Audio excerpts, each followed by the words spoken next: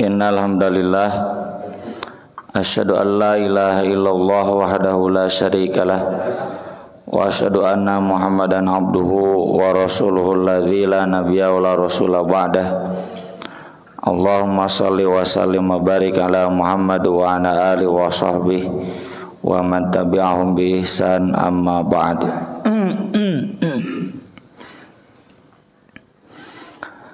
Dalam surat Al-Mu'minun di bagian awal surat 23, Allah Subhanahu wa taala menjelaskan ciri-ciri orang beriman,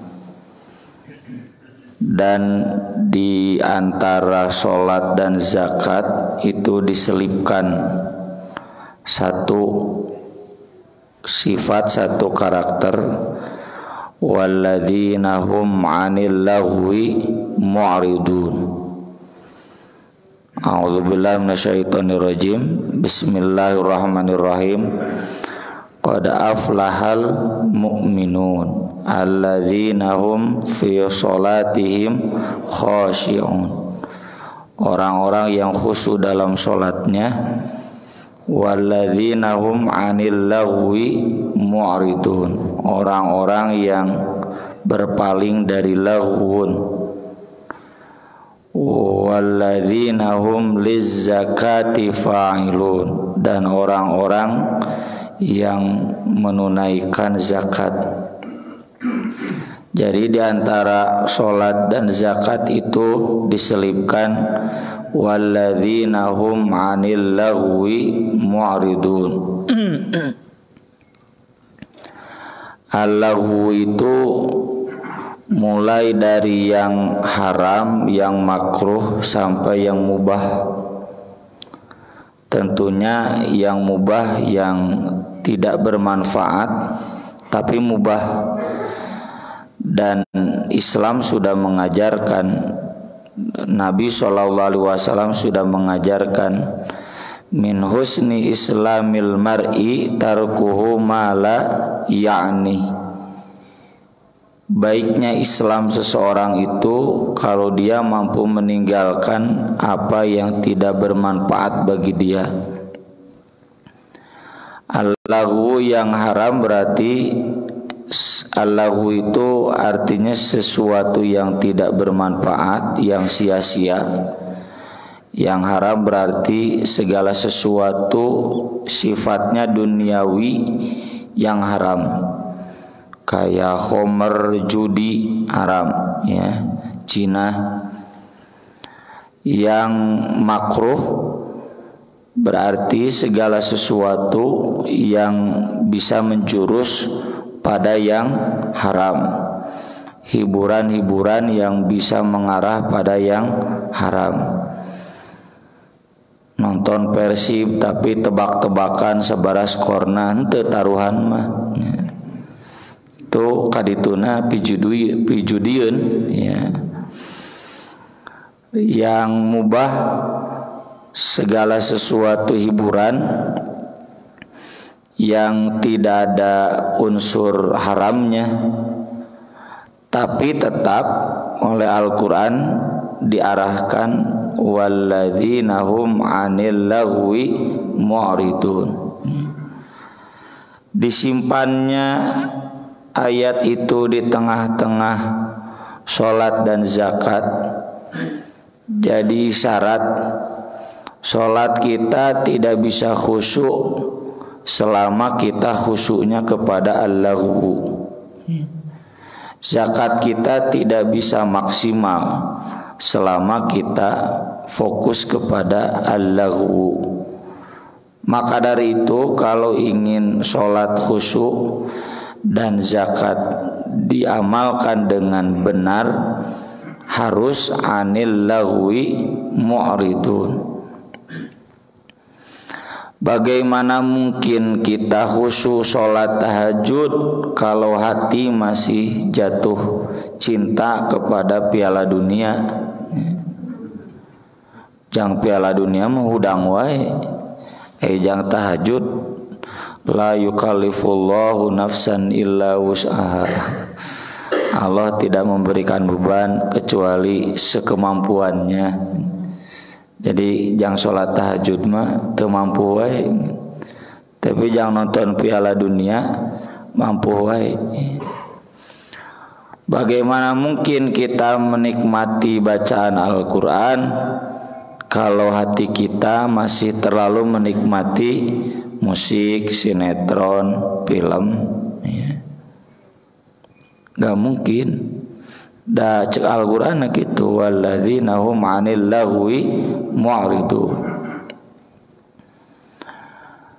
Termasuk kenapa ibadah zakat, ibadah harta tidak maksimal, karena kita menganggarkan yang terlalu besar untuk gowes, mancing, naon deui Pak? Touring, ya. Jang nu resep sepak bola, nu sepak bola nate ya, futsal nate ya. Jadi jang meuli sapeda mah nu 50 juta ge kabeuli. Aya nyumbang ka masjid 1 juta mun asa gede. Ini tidak berimbang, ya. Nabi SAW itu ngasih ke istrinya besar, cukup untuk 1 tahun. Tapi dah sedekahnya juga lebih dari itu. Ya kalau beli motor 500 juta bisa, tapi juga nyumbang ke masjid 500 juta mantes. Imai motor 500 juta bisa, ya. Motor 500 juta ada, saya juga tahu dari beliau.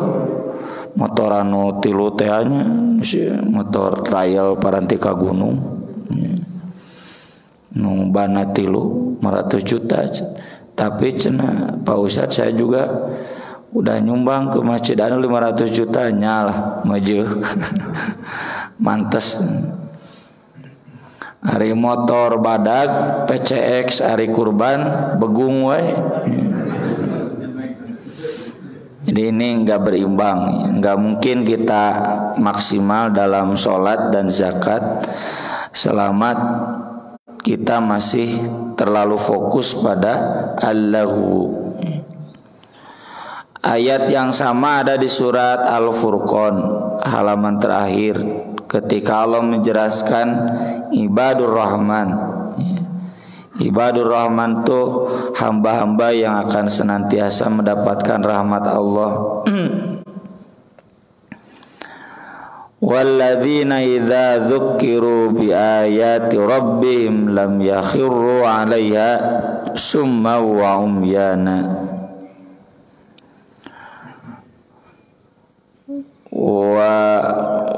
Wa idza marru bil lagwi marru kirama walladzina la yashhaduna az-zur wa idza marru bil lagwi marru kirama.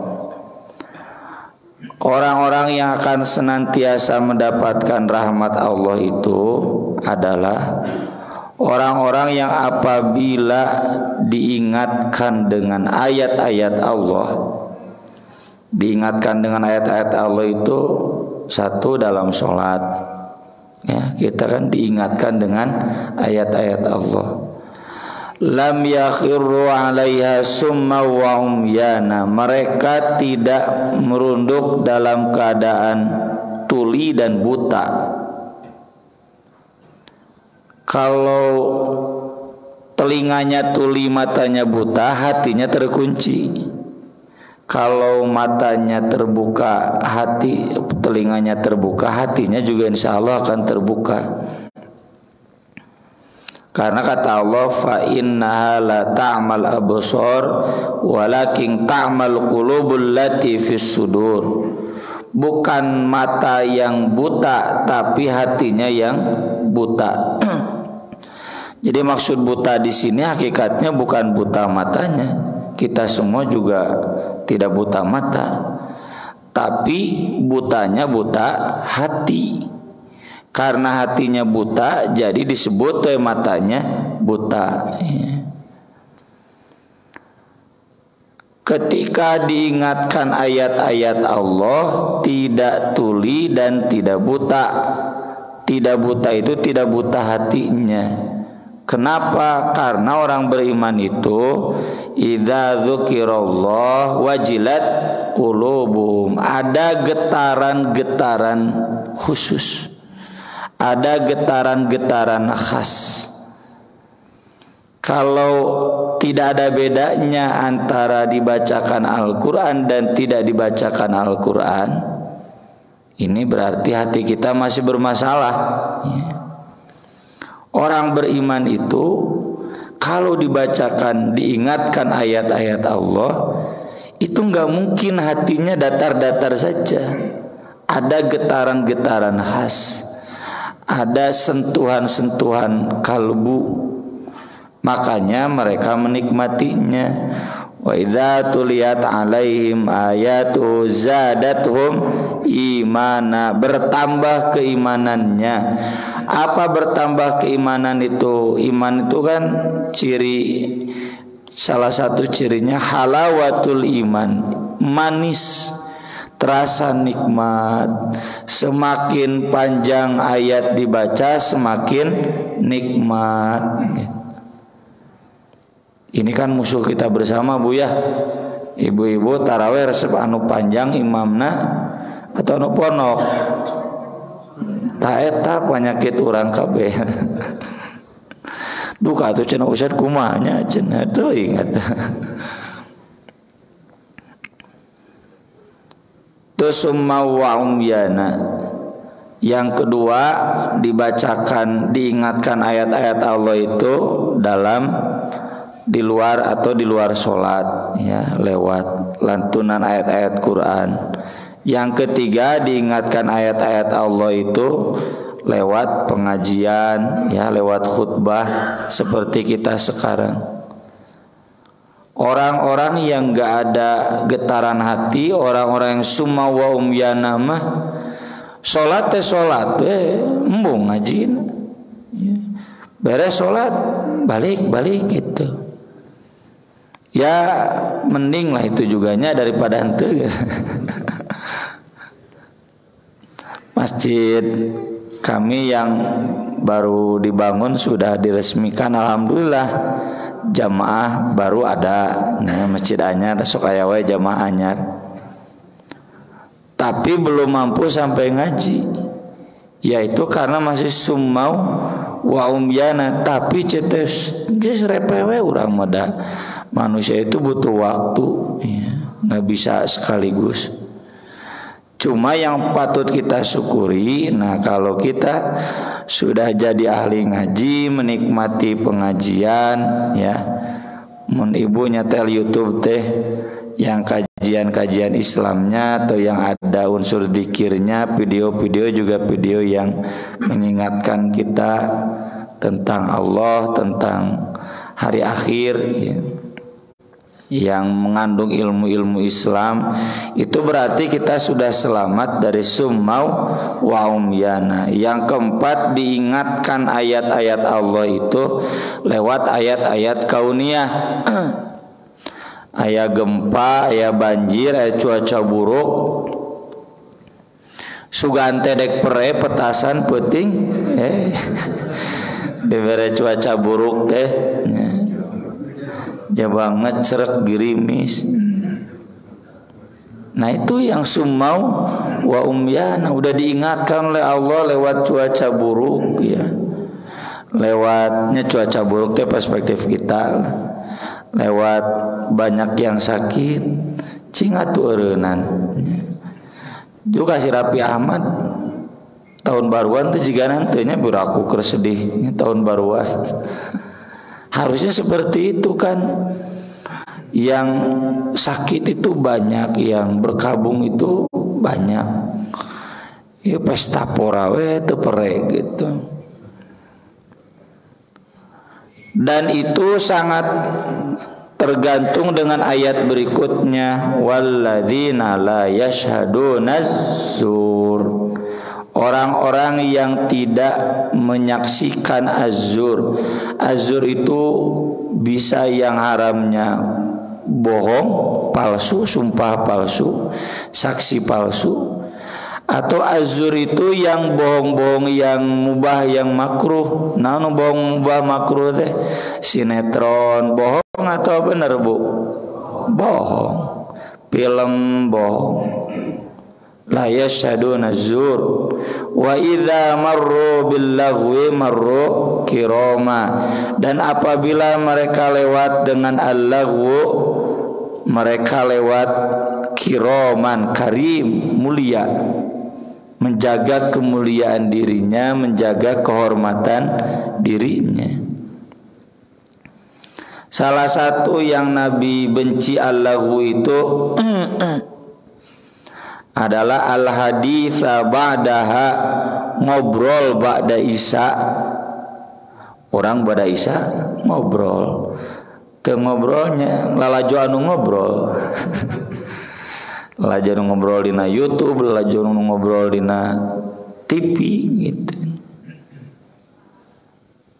Umar bin Khattab itu kalau pulang sholat isya aya nu ngalobrol diusiran. Ya, kata Umar, asamaron awalal lail wa nauman akhirahu. Ngobrol sekarang awal malam, nanti tidur akhir malam. Karena kan akhir malam kita diharuskan bangun minimal witir atuh 11 rakaat ge minimal 1 rakaat 3 rakaat. Bagaimana mungkin bisa bangun di akhir malam kalau di awal malamnya ngobrol? Apalagi kita ditakdirkan di Indonesia, bukan di Saudi. Di Saudi mah kan subuh paling subuh jam 5 kurang 10 kurang 1/4. Kalau subuh yang siangnya 5:30 lebih 10. Tah ayeuna teh keur 5:30 jam 5 teh can adzan subuh. Maghribnya juga 5:30 lagi. Wah pan mun dibawa ke Indonesia betah juga. Subuh 5:30, maghrib 5:30, 5:30 lebih 12, 42.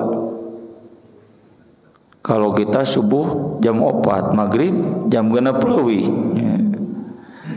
Apalagi di Indonesia, jadi manfaatkan waktu. Kita bangun jam 4 da geus asa kaburangan. Can adan awal acan di Madinah, di Makkah, dan awalnya 4:30 lebih 10 kalau bulan Desember itu. Ada yang komen ngejapri, Ustaz can di Kuala Lumpur ge subuhna jam 6. Nya di Kuala Lumpur mah subuh jam 6, maghrib 7:30. Da bege pernah ke Kuala Lumpur.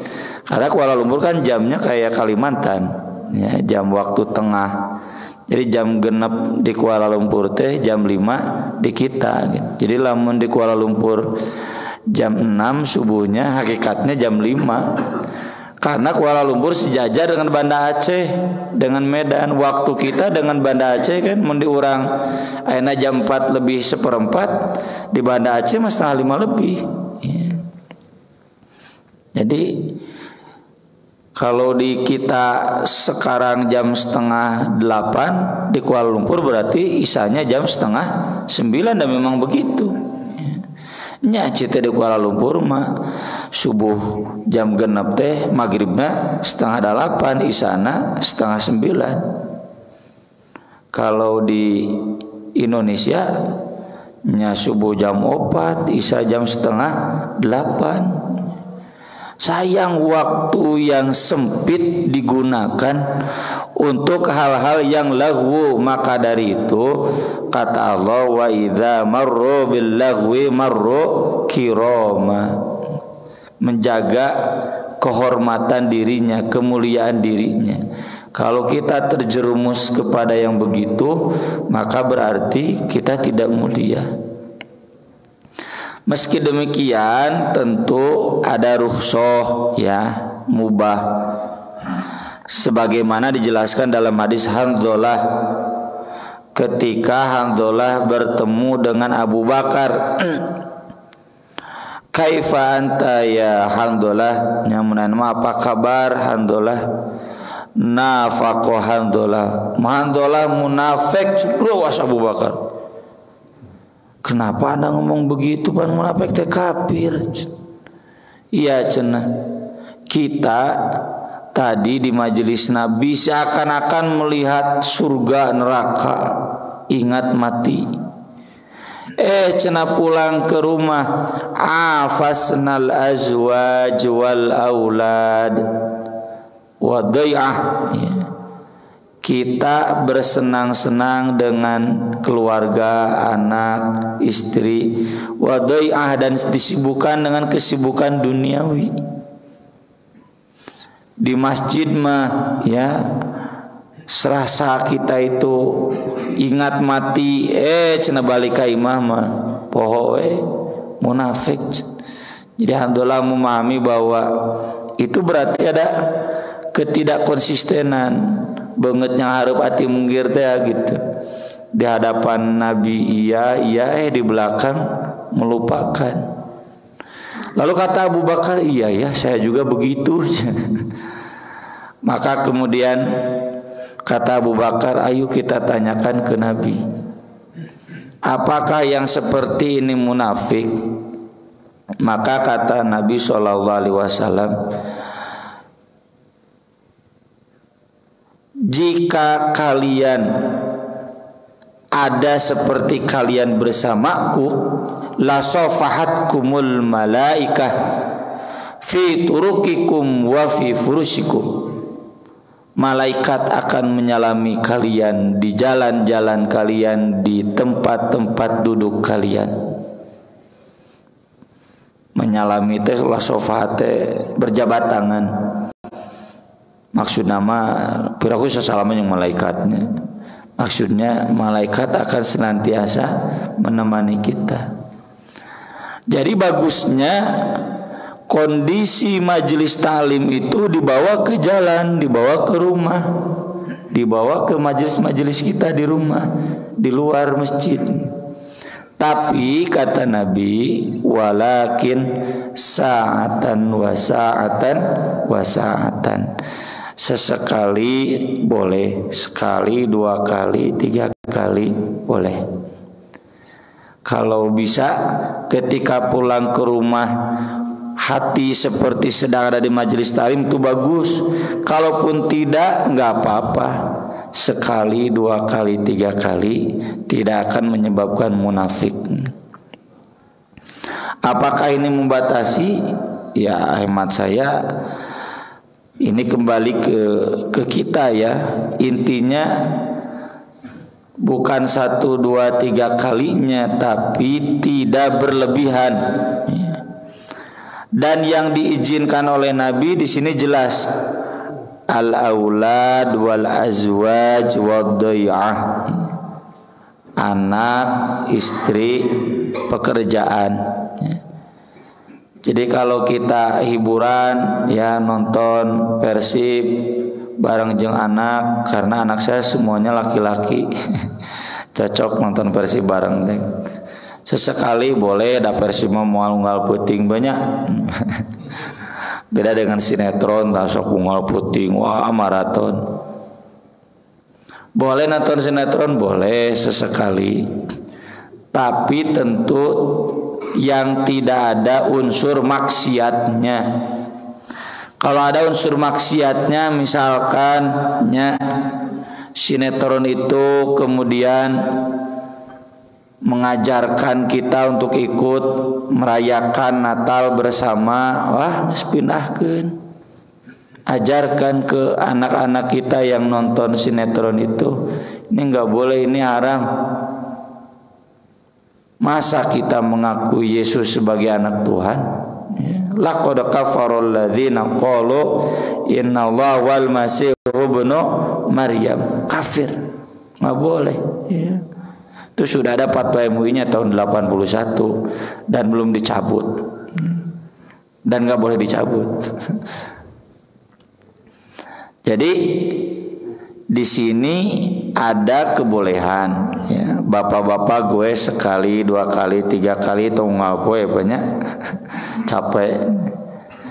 Boleh mancing, boleh, tapi sesekali. Dan patokannya tadi tidak sampai mengurangi kualitas sholat, zakat, dan zikir. Ini harus kita jadikan barometer. Saya sendiri rasakan seperti kemarin lah. Hawa liburan, bekerja teh hese we. Harus bikin soal buat ujian akhir nanti bulan Maret. Dikerjakan kan. Nah, kenapa biasa lila hawa liburan aja. Sesekali boleh ya, kalau memang itu masa-masanya ya, dengan keluarga nggak jadi soal. Tapi tetap tidak mengurangi kualitas sholat kita, kualitas zakat kita. Seperti yang tadi saya ceritakan, boleh bapak-bapak, ibu-ibunya liburan sampai habis 10 juta, 20 juta, asal seimbang we. Sodakoh nauge sakitu. Beli barang-barang mahal asal seimbang we. Kalau kita siap beri barang mahal yang mubah datu wajib-wajib teh, misalkan ai motor 50 juta malah mubah dan 20 juta ge maju. Mubah. Kalau kita bisa beli barang mahal yang mubah, kenapa untuk sesuatu yang wajib bahkan sunnah kita nggak berani bayar mahal? Ini yang harus jadi catatan buat kita agar menjadi ibadur rahman, agar masuk kategori aflahal mu'minun. Karena di hadis yang tadi saya singgung, halawatul iman, iman itu kalau sudah dapat intinya itu terasa manis. Manis itu membahagiakan, aflaha. Cirinya kata Nabi, an yakunallahu wa rasuluhu ahabba ilaihi mimma siwahuma. Allah dan Rasulnya lebih dia cintai daripada yang lainnya, daripada yang selain keduanya. Sok contoh, kalau saya bandingkan antara bobotoh ya, bobotoh Persib anu Bon Jovi ya, lalajona dina TV dan bobotoh Persib yang langsung ke stadion, bahkan ke Palembang diudag, muntah teh ka Papua we, ke Kalimantan diudag, ke Bali diudag, akhirnya di Jawa diudag. Puas mana antara nonton langsung dengan nonton di TV? Puas mana apa? Nonton langsung beda. Ibaratnya kalau teman saya pencinta novel maca terjemahan jeung maca nu Inggrisna langsung, nikmat maca yang asli. Sama saya juga bilang, maca Quran jeung maca terjemahan nikmat maca nu asli, maca kitab jeung maca terjemahan nikmat baca yang asli. Ketika anak saya misalkan hayang sepeda tapi anu kitu nu kitu nu kitu, lalu saya banting tulang, wah berkorban, uang gak ada, bagaimana agar bisa ada. Lalu saya berhasil membelikan apa yang dia inginkan. Kita bahagia gak Pak? Bahagia. Bapak ibu hajat buat anak satu-satunya, wah ingin yang memuaskan, keluar uang, capek bahagia. Jadi ukuran kebahagiaan itu sejauh mana kita berkorban untuk sesuatu yang dicintai. Jadi kalau berkorbannya biasa-biasa, itu nggak ada hubungan spesial antara kita dengan anak, antara bapak dengan istri atau sebaliknya. Nggak mungkin ada hubungan spesial antara kita dengan Allah dengan Rasul. Tidak mustahil kita tidak merasakan kebahagiaan iman itu karena kita belum total, karena masih terjebak dalam lahun. Pantas di tengah-tengah sholat dan zakat ku Allah diselipkan walladzina hum 'anil lagwi mu'ridun. Ini PR besar kita ya. Jadi agenda ya. Kalau bagi bapak ibu yang sudah sampai makom ini ya selamat menikmati. Kalau yang belum sampai makom ini berarti kita ini tadi hari jang meuli HP nu 30 juta. Padahal HP nu 30 juta ge nya jalan lah. Hayang puas nu 30 juta iPhone. Tekau keluar nu anyar Samsung sabaraina S22 S23 dikejar kan sampai ngantri sampai inden ya. Ieu moto nu resep mobil kijang Innova Zenix keluar ngantrina 2 bulan pesenat teh ya. Diudak kan demi kepuasan kenikmatan. Dalam agama juga demikian, kita harus banyak berkorban, harus banyak fokus ya, memprioritaskan segala-galanya agar kita terasa nikmat halawatul iman. Maka mohon maaf ya, sangat masih minimal kalau masih ada jamaah pengajian anu kabita kene hayang tahun baruan. Wah itu mah masih minimal. Mohon maaf kalau ada di antara kita yang masih begitu, mangga enggal introspeksi.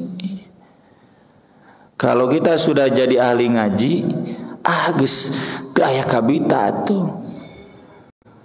Halal kene lalajo persib jeung sinetron bu daripada tahun baruan.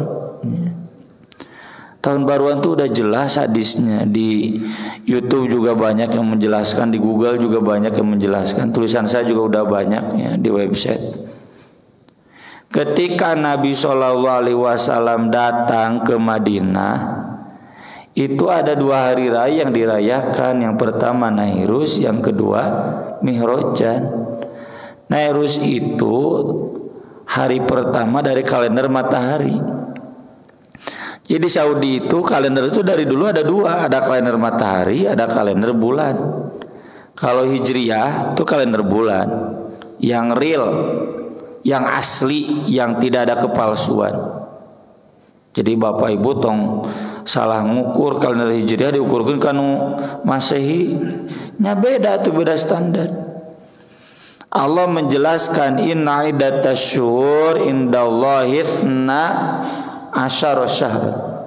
1 tahun itu 12 bulan.